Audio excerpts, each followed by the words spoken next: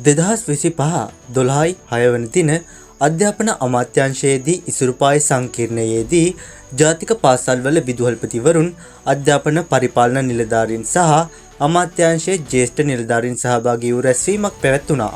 ඒ අනුව 16 වන දින පාසල් ආරම්භ කිරීමට තීරණය කර තිබෙනවා.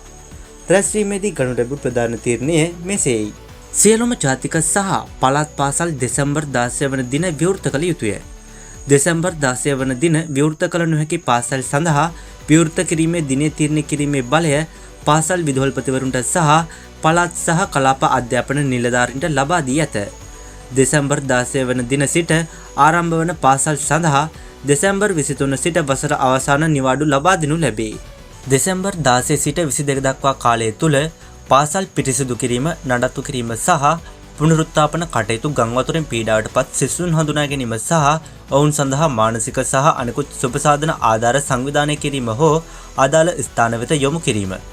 2026 අධ්‍යයන වර්ෂයේ සියලුම පාසල් සඳහා ජනවාරි 1 වන දින ආරම්භ වේ. අධ්‍යයන වර්ෂය ආරම්භ වන විට 2025 සාමාන්‍ය පෙළ විභාගය 11 වන ශ්‍රේණියේ සිසුන් සඳහා පමණක් පවත්වනු ලැබේ. අනෙකුත් පන්ති සඳහා කාර්තුමය විභාග පවත්වනවාද නැද්ද යන්න තීරණය විදුහල්පති සහ අධ්‍යයන බලධාරීන්ට පැවරේ. විභාගය පැවැත්වුවත් නැතත් සියලුම සිසුන් ඊළඟ පන්තිය සඳහා සුදුසුකම් ලබන බව සලකනු ලැබේ. 2025 උසස් පෙළ ඉතිරි විෂයන් විභාග දෙපාර්තමේන්තුව සමග සාකච්ඡා කර හැකි ඉක්මනින් පැවැත්වීමට නියමිතය. 2025 උසස් පෙළ ඉතිරි විෂය විභාග සඳහා කාලසටහන මත පදනම්ව 2026 අධ්‍යයන වර්ෂයේ ආරම්භක දිනය සහ වාර්ෂික කාලසටහන පසුව ප්‍රකාශයට පත් කෙරේ.